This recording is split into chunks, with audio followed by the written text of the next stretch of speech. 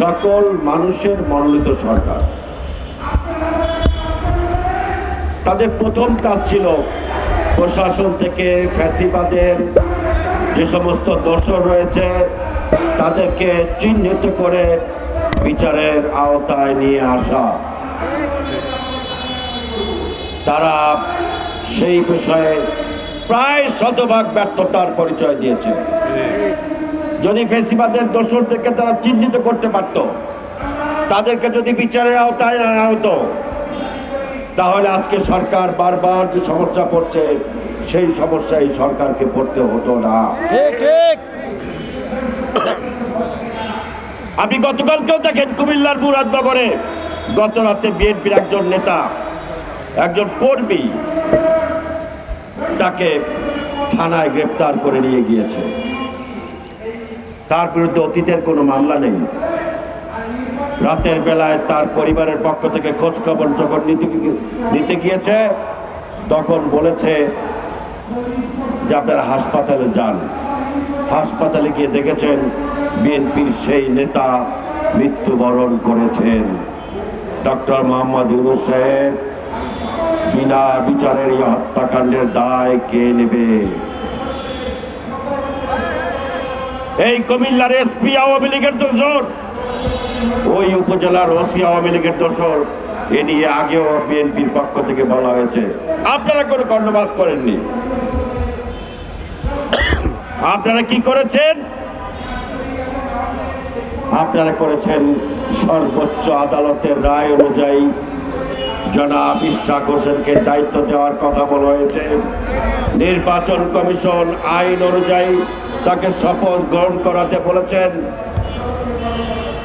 আপনার এই শিশু বাচ্চা উপদেষ্টা, তিনি তার লোককে সিটি কর্পোরেশনের প্রশাসক বানাবেন বলে দেন দরবার করছেন।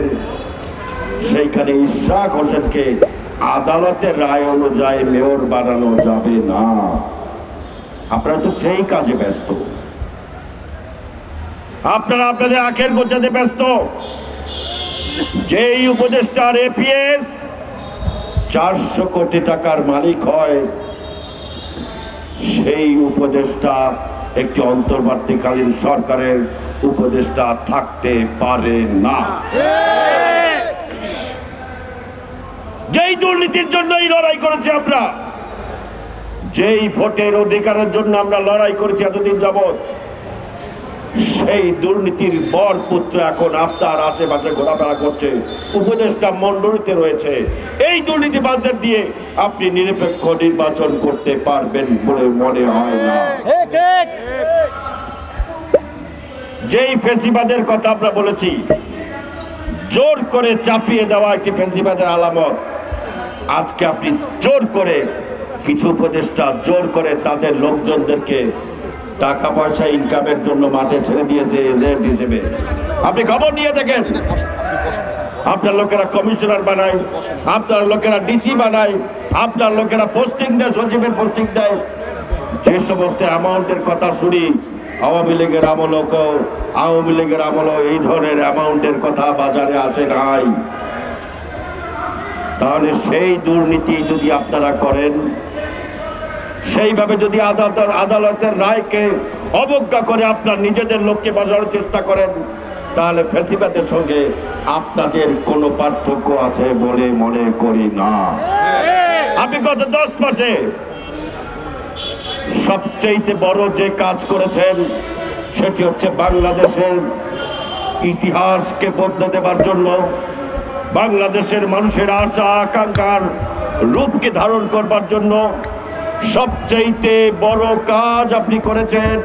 গত 13 জুন বাংলাদেশের মানুষের মূল আকাঙ্ক্ষা আগামী দিনের রাষ্ট্রনায়ক জনাব তারেক রহমানের সঙ্গে আপনি লন্ডন বৈঠকের মাধ্যমে কিছুটা হলেও আপনার গত 10 মাসের অপকর্মের ব্যাপারে মানুষ চিন্তা করতে শুরু করেছে যে আপনি সঠিক পথে এখন আসতে চাচ্ছেন। আমরাও মনে করি আপনি সঠিক পথেই থাকতে চাচ্ছেন, কিন্তু আপনার আশেপাশের যে সমস্ত উপদেষ্টারা রয়েছে তাদের ম্যাক্সিমাম চাচ্ছে না আপনি ভদ্রভাবে, সভ্যভাবে, সম্মানজনকভাবে আপনি বিদায় নেন, ইতিহাসে আপনার নাম থাকুক। আপনার আশেপাশের অনেক উপদেষ্টারাই চাচ্ছে না। এইভাবে যদি আইনের লঙ্ঘন হয়, এইভাবে যদি ফ্যাসিবাদের দোষরদেরকে পুনর্বাসন করার চেষ্টা করা হয়, এইভাবে যদি বিনা বিচারে মানুষকে হত্যা করা হয়, তাহলে ধরে নেব এই আওয়ামী দোসররা আপনাদের আশ্রয় প্রশ্রয় রয়েছে। আওয়ামী লীগকে পুনর্বাসন করতে চাচ্ছেন আপনি এবং আপনার সাঙ্গপাঙ্গরা। আমরা আপনাকে এখনো মনে করি, আপনাকে মানুষ যেভাবে এখনো চেনে জানে, সেই অনুযায়ী 13ই জুনের যে ঐতিহাসিক বৈঠক করেছেন, সেই বৈঠকের আলোকে বাংলাদেশে অনতিবিলম্বে বাংলাদেশের মানুষের সবচেয়ে বড় সমস্যা হচ্ছে এই দেশে একটি নির্বাচিত সরকার নেই। একটি নির্বাচিত সরকার ছাড়া আপনার এই যে মহাযজ্ঞ পরিকল্পনার সংস্কারের কথা বলছেন, সেগুলো কোনোদিন বাস্তবায়ন করা সম্ভব নয়। কোন গণতান্ত্রিক রাষ্ট্রে গণতান্ত্রিক সরকার ছাড়া কোনো সংস্কার সম্পাদন হয় নাই। এই সমস্ত ভৌতিক কথা কিন্তু হাসিনারা বলে শুনতাম, এই সমস্ত আজগুবি কল্পনা প্রসূত কথাবার্তা হাসিনারা বলে শুনতাম। ডক্টর মোহাম্মদ ইউনূস আপনার আমলে এই সমস্ত কল্পনা প্রসূত কথা শুনতে চাই না। কথায় কথা বলেন নির্বাচনের জন্য ওদের মাথা খারাপ হয়ে গেছে। আরে ভাই, নির্বাচন ছাড়া একটি দেশ চলে নাকি? নির্বাচন হচ্ছে গণতন্ত্র প্রতিষ্ঠার একমাত্র শর্ত। নির্বাচন হচ্ছে একটি রাষ্ট্রের উন্নয়নের অন্যতম শর্ত।